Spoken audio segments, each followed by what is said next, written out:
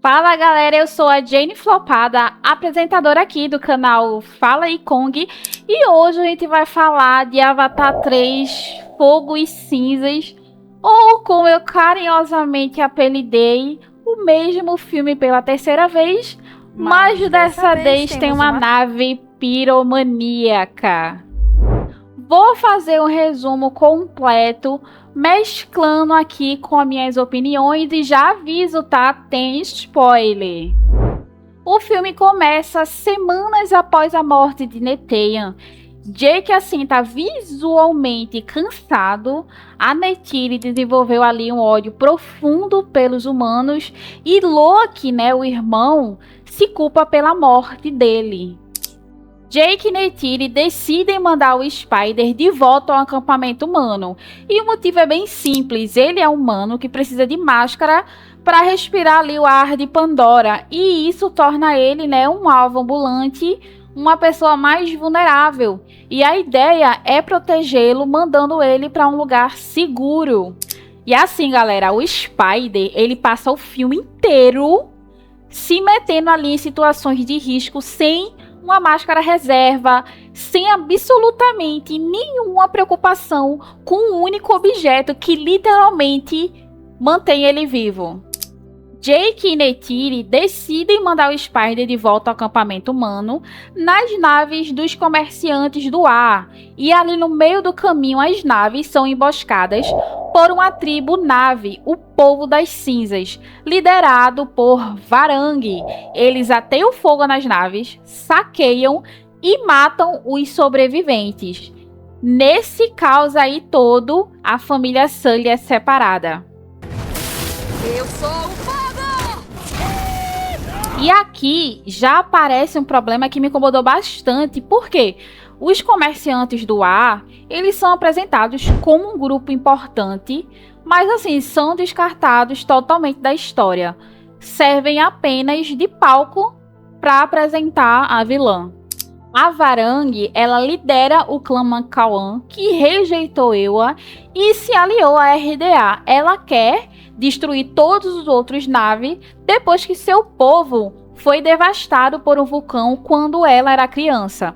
Então ela perdeu a fé em Eywa e aprendeu a usar o fogo como arma e identidade. E assim, a Varang, ela tinha tudo para ser uma grande vilã da franquia. Tipo assim, uma nave que rejeita Eywa, que vê a destruição como força, que tem uma história de dor real por trás, tem uma força para ser uma puta vilã, mas ela passa o filme inteiro como assistente do Quaritch. E ali tem um flashback de uns 10 segundos explicando a história dela e pronto. Então assim, uma personagem com esse potencial virou literalmente a chaveirinho do coronel. Kiri tenta se conectar a Eywa e é bloqueada. A Imoti, que é a Tsariki do clã Matkaya, revela a verdade que a Kiri não tem pai biológico. Ela é uma espécie de uma concepção imaculada do avatar de Grace Agostini, ou seja, filha de Eywa literalmente. Então, se ela tentar se conectar de novo, pode morrer. Nossa, que droga! Quer dizer que eu sou uma aberração maior ainda? Neytiri sugere sacrificar o Spider, o Jake discorda e o Loki defende Payakan, o Tukun exilado. O Jake coloca toda a culpa pela morte de Neteyam em cima do filho. E é assim, uma cena bem pesada. O Jake está sendo bem cruel com o Loki o filme todo e você realmente sente isso. O Jake tá assim um pouco insuportável nessa parte. Dá pra entender porque ele tá de luto. Mas chega a dar vontade de assim, sacudir ele e falar: cara, você tem mais filhos, acorda. Ele tem pavio curto, igualzinho você. Aliás, se não tivesse ido atrás dele, se não tivesse desobedecido, o seu irmão estaria... Loki, sem aguentar mais, tenta se desviver. E é impedido pela Kiri e a Tseria. E assim, esse momento é o mais sombrio pra mim que a franquia já foi. Mas assim, é resolvido em uns 2 minutos. É como se o Cameron tivesse escrito e falado assim, tá ok, tentativa de checada. Agora bora para a próxima cena, bora para o próximo bloco. E assim, uma outra questão é que dentro do universo de Avatar é estabelecido que você pode falar com os mortos através de Oa a qualquer momento. Então assim, Jake e Neytiri, destruídos de dor pela morte de Neteyam, nunca foram lá falar com ele, falar com o filho, se despedir, se perdoar para poder tentar seguir em frente. Porque assim, se você pode ligar para o seu filho, né, que tá desvivido, tipo num vídeo chamada espiritual, toda aquela angústia de Neytiri perde um pouco o peso narrativo, e o Cameron então construiu uma regra no próprio universo de Avatar e esqueceu de aplicar nos personagens principais. O Quaritch vai direto ao acampamento do povo das cinzas para falar com Varang. Então ela recebe, conta um pouco ali do seu passado, num ritual meio psicodélico, e ali eles começam a aliança e também um chamego mais caliente. O Quaritch promete o poder do fogo que Varang tanto quer, que Varang tanto precisa, para concretizar seu sonho de destruição. Assim, quando o filme mostrou isso, essa relação, eu fiquei curiosa, sendo bem sincera, porque eu pensei, Quaritch é um humano transplantado no corpo nave. Então a vida inteira dele foi vivido como um humano, inclusive as relações sexuais. Então agora ele tá em um outro corpo, com outra fisiologia. Então eu esperava uma cena mais ali picante, um tcheco-tcheco na machaca mesmo. Assim, que o filme tivesse uma coragem pra explorar isso. Mas assim, não rolou, tá? A relação com Varang é tratada só como um mero detalhe na história.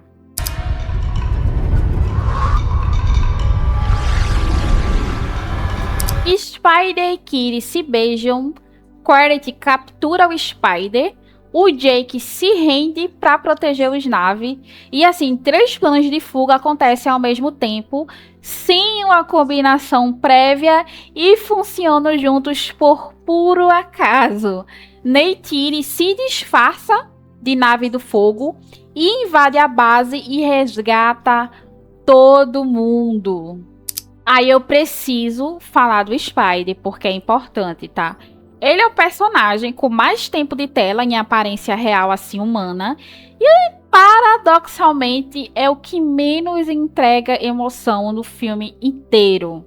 Os personagens em CGI, feitos inteiramente de animação, parecem mais reais do que ele. Assim, eu particularmente não senti conexão nenhuma.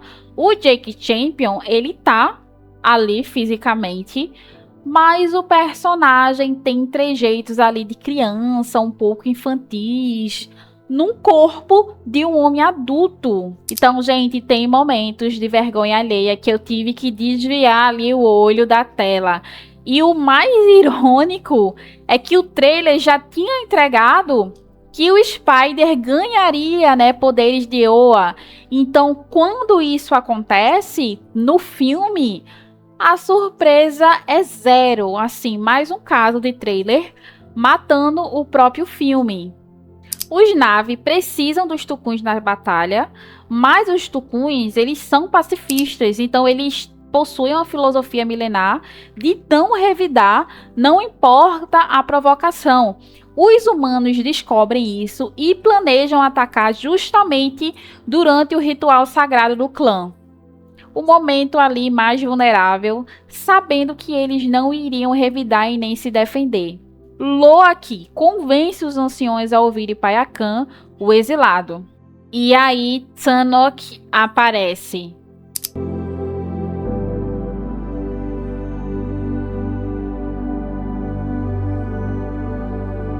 Gente, quando Tanoch aparece eu desabei, tá? Eu chorei de verdade. Ela é a única outra Tukun que sobreviveu ao massacre humano. E ela sim aparece cega, com o corpo despedaçado pelas arpoadas da RDA, destruída e mutilada pela ganância humana. E mesmo assim ela tá lá disposta a lutar. E aí esse momento me remeteu diretamente à caça às baleias que aconteceu na vida real, né, gente? Quando o ser humano massacrava esses animais em massa para extrair o óleo da gordura delas. A batalha final começa, os tucuns decidem revidar e atacam as naves da RDA. Mas o Quaritch, com a Varang e os Mancawan, chegam e viram o jogo. Assim, a situação fica impossível. A Kiri decide tentar se conectar a Eoa para salvar todo mundo, mesmo sabendo que pode morrer no processo. Com Spider e Tuk ao lado, ela consegue. E aí, cara, Eoa aparece de verdade. Pela primeira vez na franquia, você vê a forma física da deusa. Então, uma nuvem de criaturas aquáticas, os Tusuyun, aparece e destrói a frota humana.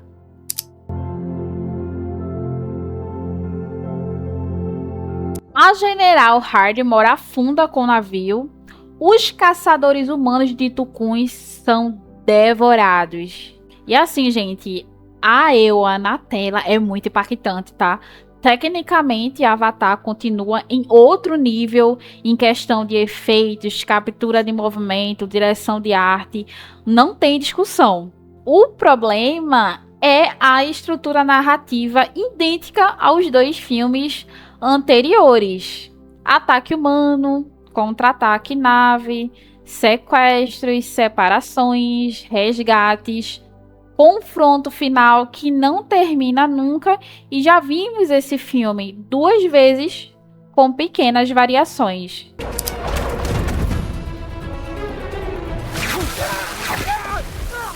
Jake e Quaritch lutam em um enorme poço antigravidade.